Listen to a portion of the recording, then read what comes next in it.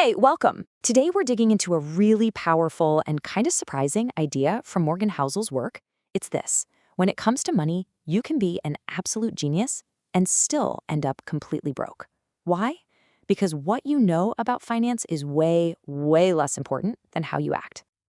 Okay, so let's just jump right in with a question that gets to the heart of everything.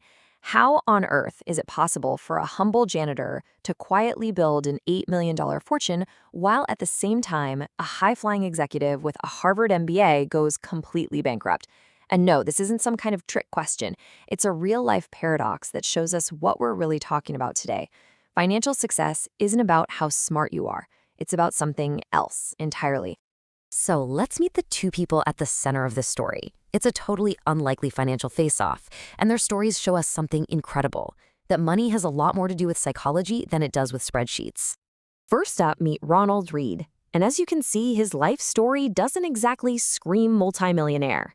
He spent decades doing manual labor, sweeping floors, fixing cars. His biggest hobby? Chopping firewood. He lived a completely ordinary, quiet life. And now let's look at the other guy, Richard Fusconi. He is the complete opposite, a Harvard-educated exec at a top firm living this incredibly lavish life. I mean, we're talking about a mansion so big, it cost almost $100,000 a month just for maintenance. On paper, he was the poster child for financial success. So what happened? Well, the janitor, Ronald Read, patiently saved and invested his way to an $8 million fortune.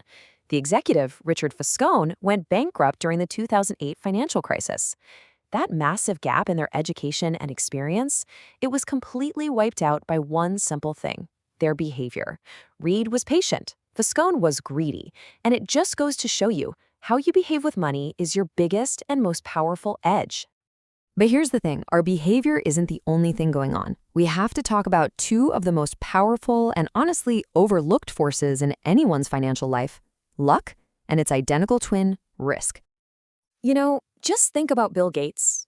Of course he's brilliant. Of course he worked hard. But he also had an unbelievable stroke of luck. Back in 1968, he just happened to attend Lakeside School, one of the only high schools in the entire world that had a computer. At the time, most universities didn't even have a machine that advanced. So how lucky was that really? Get this, the odds were about 1 in a million. Gates himself has said that if there had been no Lakeside School, there would have been no Microsoft. It was just this monumental head start that no amount of hard work alone could have ever created. But you know, for every story of incredible luck, there's always a flip side. Back at Lakeside, Gates had a best friend named Kent Evans, and by all accounts, Evans was just as smart, just as good with computers, and just as ambitious. They were a team, and they planned on being business partners for life. So what happened to Kent? He died in a mountaineering accident before he even graduated high school. The odds of something like that happening?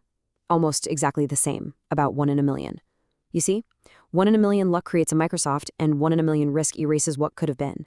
It's the same invisible force, just pointing in opposite directions. Okay, so we've got behavior, and we've got these huge external forces of luck and risk. Now let's turn inward and look at one of the most dangerous psychological traps there is when it comes to money: that constant, nagging desire for more. I want you to meet Rajat Gupta. This guy was the absolute definition of success. He grew up an orphan in India and rose to become the CEO of McKinsey, literally the most prestigious consulting firm on the planet.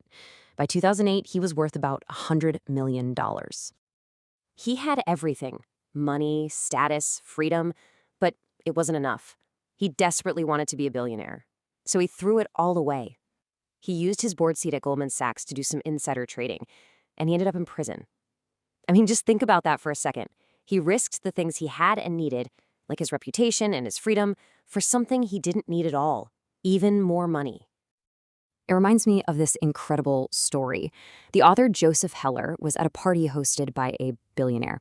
Someone pointed out that the billionaire host made more money in a single day than Heller had earned from his classic novel Catch-22 in its entire history. And Heller's response was just perfect. He said, "Yes, but I have something he will never have: enough."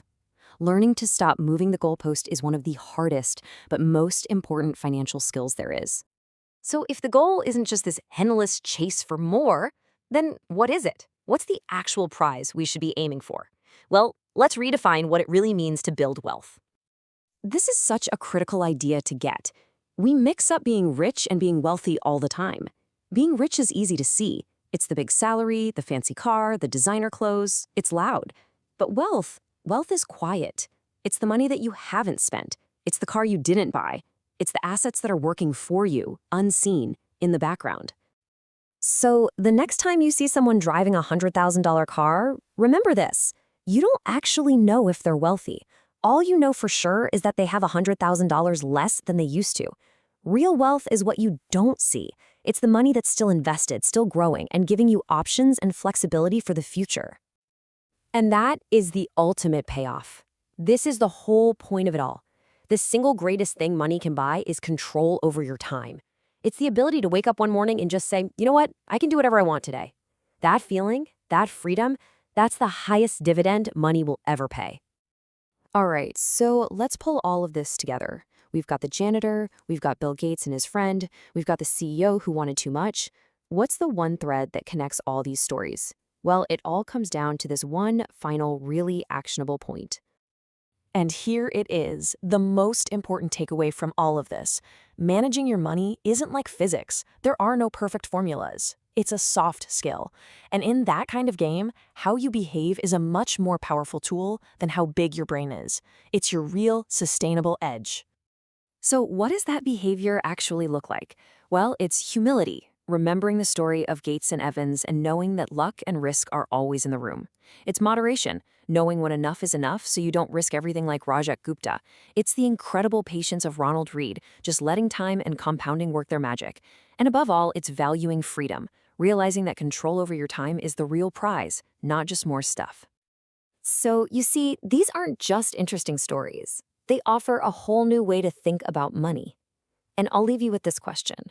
Looking at your own life through this new lens, what's one single behavior you could change starting today? Thanks for tuning in.